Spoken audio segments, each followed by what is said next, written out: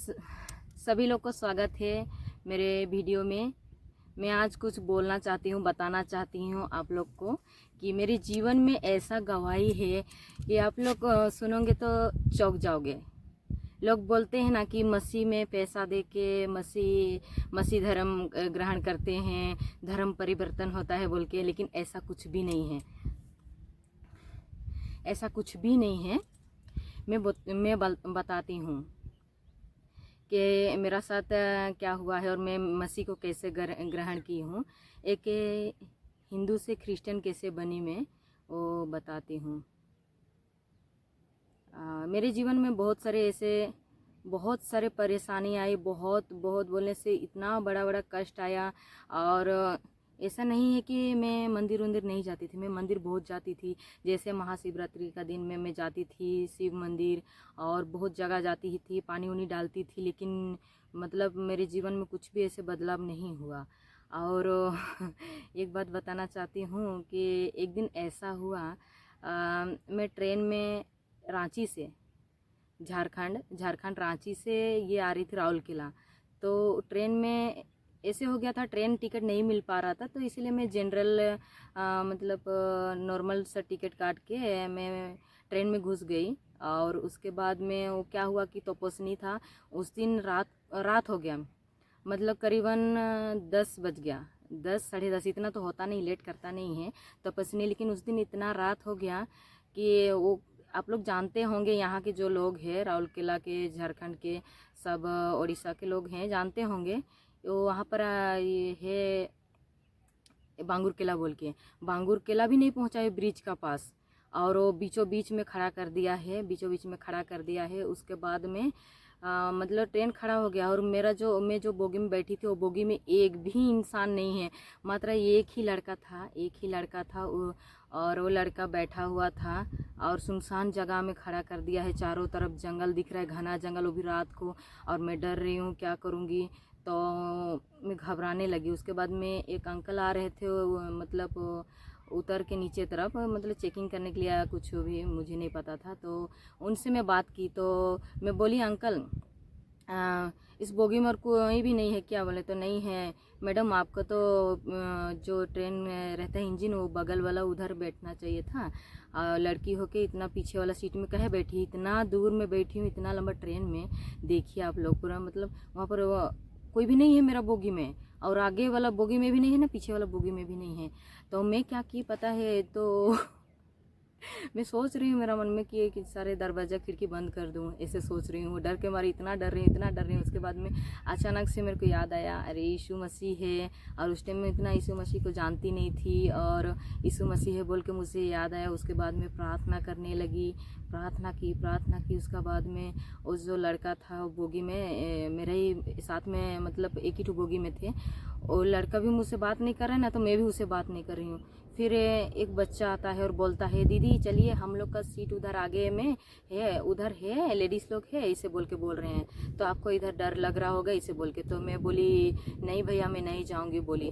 फिर मेरे को अचानक से याद आता है, मजाक नहीं है, सच में पूरा याद आता है मेरे को, कि जब निर्भया कांड में ऐसे हुआ था ना, तो मेरे को लगा कि अरे बाबा, निर्भया दीदी को भी तो ऐसे बुलाए थे कि वो लोग कि दीदी आ जाओ बोल के बस में, तो मुझे भी ऐसे बुला रहे हैं ये लोग, नहीं मुझे नहीं जाना है। हे प्रभु मुझ पर दया करना, मुझ पर कृपा करना बोल के मैं पूरा आँख बंद करके मैं पूरा प्रार्थना कर रही हूँ।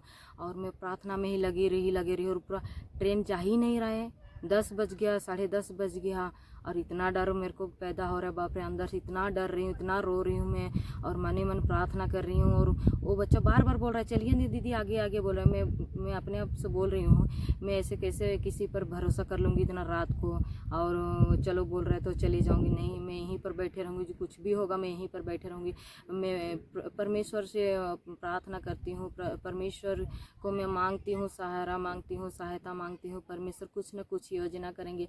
ऐसे में प्रार्थना करने लगी। उसके बाद में थोड़े देर बाद, मतलब जैसे 11 बजने वाला था, उस टाइम में ट्रेन चलने लगी, तो मुझे थोड़ा सा मतलब हल्का महसूस हुआ।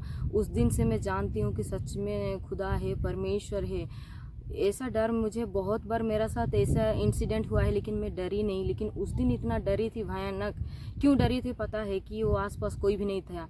मतलब कुछ हो जाएगा तो मेरे को कौन मतलब पहचानेगा? इधर ये चारों तरफ जंगल है, कुछ भी हो जाएगा तो मेरे को मतलब कैसे पहचानेंगे? मतलब घर वाले हम लोग के, मतलब कुछ ऐसे हो गया तो ऐसे मतलब नेगेटिव थोड़ा ऐसे मतलब आ रही थी।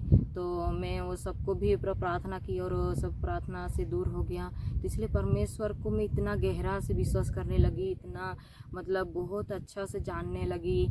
और मुझे कोई भी नहीं बोला था कि आप आ जाओ, क्रिश्चियन हो जाओ। मैं खुद ही जाके बोली। मतलब मुझे अपने आप को लगा कि अरे चलो, कोई तो परमेश्वर है, कोई तो मतलब बचाने वाला है बोल के मैं खुद जाके पास्टर लोग से बात की और मुझे मतलब बपतिस्मा लेना है बोल के बोली मैं। और जो हमारे अगुआ थे, लीडर थे, उनको भी बोली मैं, देखिए भैया ऐसे है कि मैं मतलब बपतिस्मा लेना चाहती हूँ। तो लोग बोले कि मसीह को कितना जानती है बोले। तो मैं बोली जितना जानती हूँ मैं तो बहुत ही जानती हूँ। मुझे क्योंकि मुझे परमेश्वर ने बचाया है, मेरे लिए बहुत अद्भुत काम किए हैं। तो मैं तो मसीह मतलब डूब के बपतिस्मा लेना चाहती हूँ, ऐसे बोली मैं। ऐसे बोली। उसके बाद में कुछ दिन के बाद मेरे को कुछ पैसा नहीं दे, कुछ भी नहीं दे। मैं अपनी इच्छा से मैं अकेले, मेरे घर परिवार सब हिंदू थे, तब मैं अकेले में क्रिश्चियन में परिवर्तन मतलब ऐसे बोलते हैं लोग, ऐसे नहीं हुआ। मतलब डूब के बपतिस्मा लिए, मन परिवर्तन की, यीशु मसीह को बहुत अच्छे से और जानने लगी। तो लोग बोलते हैं ना कि हाँ ये पैसा लेके ये लोग करते हैं और धर्म परिवर्तन ये वो वगैरह वगैरह, ऐसा कुछ भी नहीं है। मैं खुद गवाह हूँ। मैं तो खुद जाके बोली हूँ, खुद जाकर बोली हूँ कि मुझे डूब के बपतिस्मा लेना है। और मुझे इसके बारे में इतना ज्ञान भी नहीं था कि डूब के बपतिस्मा लेते हैं बोल के। फिर उसके क्लास हुआ, बपतिस्मा क्लास हुआ। मैं बपतिस्मा क्लास अटेंड की और भी गहराई में गई और मुझे पता चला कि हाँ मतलब ऐसे होता है बपतिस्मा बोल के मुझे पता चला। नहीं तो लोगों के बात से सुनने से तो लगता है कि हाँ सचमुच ये लोग ऐसे करते हैं, वैसे करते हैं, हम धर्म परिवर्तन करते हैं। ऐसा कुछ भी नहीं है। मैं तो अपनी इच्छा से खुद मतलब मसीह को ग्रहण की हूँ, अपनी इच्छा से मसीह को ग्रहण की हूँ। मेरे घर वाले कोई भी मतलब कुछ भी नहीं बोले, मैं आगे पीछे कुछ भी नहीं सोची। ये मेरा अजीब और गरीबों वाला गवाही है। मतलब आगे पीछे क्या होगा मेरे को कुछ भी मतलब ये नहीं है। लोग सोचते हैं ना कि मेरा क्या होगा, मम्मी लोग क्या बोलेंगे, पापा लोग क्या बोलेंगे, परिवार क्या बोलेंगे, ऐसा मैं कुछ भी नहीं सोची।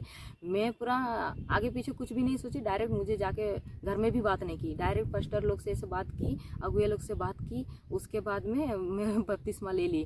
फिर मम्मी लोग भी कुछ भी नहीं बोले, वो लोग को पता चला कुछ भी नहीं बोले। वो लोग तो हिंदू में थे फिर भी कुछ भी नहीं बोले।